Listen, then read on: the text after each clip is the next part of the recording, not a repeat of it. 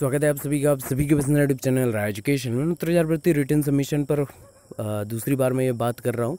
हालांकि इसके बारे में मैंने कल भी बातचीत की थी कि रिटर्न सबमिशन के लिए आप दिए गए नंबर पे व्हाट्सअप कर दीजिए। आपके पास जो भी कोर्ट ऑर्डर हो, जो भी लीगल पॉइंट आपको लगते हों कि वो वैलिडेट होंगे और आपके पक्ष को और भी मजबूती प्रदान करेंगे, तो उन सारे पॉइंट्स को आप सुझाते रहिए और लीगल टीम को व्हाट्सअप करते रहिए, है ना।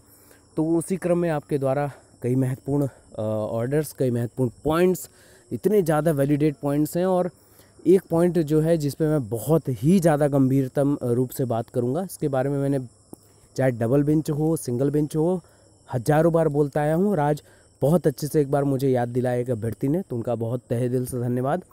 इन सारे पॉइंट्स को हम लोग इसमें बातचीत करेंगे। तो चलिए बिना किसी देरी के शुरू करते हैं सारे लीगल पॉइंट्स को, जो रिटन पॉइंट्स आप दे सकते हैं रिटर्न सबमिशन के लिए। तो चलिए फटाफट सारी बातों को स्टार्ट करते हैं। इसमें आपकी एकजुटता बहुत ज़्यादा मायने रखती है। अगर आपको लगता है कि सारी चीज़ें सही हैं तो आप इसको शेयर कर दीजिएगा, है ना, ताकि लीगल टीम तक पहुंच जाए ये बात, ताकि अन्य अभ्यर्थियों तक बात पहुंच जाए जो सोच रहे हैं कि हमारे पास रिटर्न सबमिशन के लिए और भी क्या पॉइंट्स हो सकते हैं, तो उनको ये वीडियो ज़रूर दिखा दीजिएगा। तो चलिए बातचीत। सबसे पहले यहाँ पे एक अभ्यर्थी ने यहाँ पे बात रखी है कि कृपया लीगल टीम उचित समझे तो ये भी लिखित सबमिशन में दे सकते हैं कि सरकार शिक्षा मित्रों को बाहर करने के लिए 90-97 लगाए, ये दुर्भावना और अनुच्छेद 14 का उल्लंघन है। तो ये अगर कुतर्क है तो तर्क इसके बेसिस पे ये है कि भारांक और उम्र में छूट के साथ साथ खुद का चयन कम मार्क्स लेकर सुनिश्चित करना ये दुर्भावना है, क्योंकि बच्चों का भविष्य योग्य शिक्षक पर निर्भर है। अनुच्छेद 14 का उल्लंघन तब होगा यदि 40 और 45% कर दिया जाए। बीएड तो छोड़िए, बीटीसी भी अर्थात भर्ती का एक वर्ग जो कि सामान्य वर्ग पूरी तरह बाहर हो जाएगा, जो आज तक किसी भर्ती में नहीं हुआ है। ये सबसे बड़ा अनुच्छेद 14 का उल्लंघन होगा। दूसरा कुतर्क होता है विपक्ष के द्वारा कि अभी इससे पहले की सभी भर्ती में क्या शिक्षक टीईटी, एटीआरई की परीक्षा पास करके ही लगे? अगर नहीं तो वो भी अयोग्य हैं क्या? ऐसा बार बार बोला जाता है। तो इसके पीछे का तर्क ये है कि प्रारंभ में प्राथमिक में 8वीं पास भी शिक्षक बने, तो क्या आपको क्यों 8वीं पास को ही शिक्षक बना देना चाहिए था? क्या उस समय भी ऐसा होना चाहिए था? प्रारंभ में शिक्षक 55 रुपये तनख्वाह प्रतिमाह लेता था, तो शिक्षा मित्रों को इस भर्ती में 100% नियुक्ति देकर 55 रुपये दे दिए जाएंगे, तो वो लेंगे क्या? अब उनके कुतर्क पर ये कुतर्क है। ये तो ये कुछ तरीका है लोगों का अपना अपना रोष प्रकट करने का, अपने भाव प्रकट करने का। तो आपको ये पॉइंट एक सेटिस्फैक्ट्री पॉइंट लग सकते हैं, ये return submission basis point of view से नहीं है। हालांकि ये पॉइंट आप return submission point of view से दे सकते हैं। आर्टिकल 14 का उल्लंघन कब होगा? जब पार्टिकुलरली एक सामान्य वर्ग, यहाँ पे मैं जनरल कास्ट की बात कर रहा हूँ, यहाँ पे मैं किसी और की बात नहीं कर रहा हूँ, वो पूरी तरीके से बाहर होने की कगार में होता। अगर ये 40-45 का ऑप्शन होता तो, हालांकि यहाँ पर कोई बहुत मजबूत या बहुत कह सकते हैं कि वैलिडेट पॉइंट नहीं है कि 40-45 हो जाए, कभी नहीं हो सकता, है ना। तो ये एक पॉइंट है, ये इसको सम्मिलित हम लोग कर सकते हैं।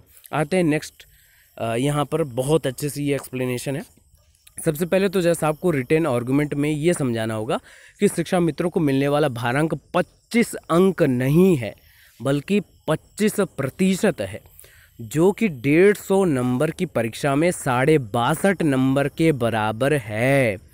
40-45 होने पर अनारक्षित वर्ग पूरा का पूरा भर्ती प्रक्रिया से बाहर हो जाएगा, जो कि न्याय संगत बिल्कुल भी नहीं है, क्योंकि 110 नंबर लाने वाला सामान्य भर्ती से बाहर हो जाएगा और 70 नंबर लाने वाला शिक्षा मित्र भारी भरकम वेटेज के सहारे नियुक्ति पा जाएगा, जिससे सामान्य वर्ग के अभ्यर्थियों के साथ अन्याय होगा।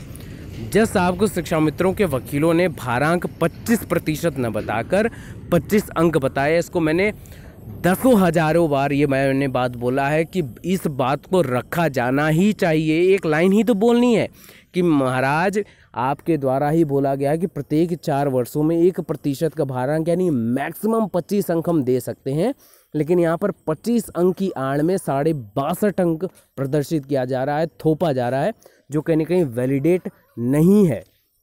इसके इम्पॉर्टेंट बात इसके बात है कि डबल बेंच में तो ये बात समझाई गई थी। हालांकि यहाँ पर भी बात जब सुप्रीम कोर्ट में ये सबमिशन चल रहा था तो वहाँ पर ये पॉइंट रखे जाने चाहिए थी। अगर मैं कैलकुलेशन पॉइंट ऑफ व्यू से बात करूँ यहाँ पर कि किसी सामान्य भर्ती का और शिक्षा मित्र का अगर गुणांक मैं कंपेयर करूँ ऑन कंपेरिजन नोट, तो यहाँ पर जो सामान्य भर्ती है और एक शिक्षा मित्र बंधु है, उनका आप देखेंगे ATRE में मान लीजिए 110 अंक है, तो इनका गुणांक बन जाता है, इसका पॉइंट निकल कर आ जाता है 44 अंक, ठीक है। वहीं लेकिन एक शिक्षा मित्र बंधु 70 अंक भी पाता है, मिनिमम मैं बात कर रहा हूँ, तो उनका वैलिडेट पॉइंट निकल कर आ जाता है 28 अंक। एकेडमिक की बात करें तो मान लीजिए हम एकदम मिनिमम एकेडमिक दोनों का बराबर लेते हैं लास्ट पे, तो 25-25 इनका एकेडमिक टोटल ऑन अकाउंट करते हैं। भारांक सामान्य भर्ती को बिल्कुल नहीं मिलेगा, किसी भर्ती को नहीं मिलेगा।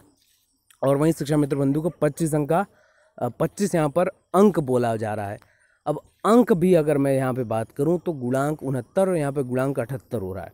अगर मैं प्रतिशत यहाँ पे बात करता, टोटल नंबर के यहाँ पर आप काउंट करते, तो ये नंबर बहुत ही हाई है।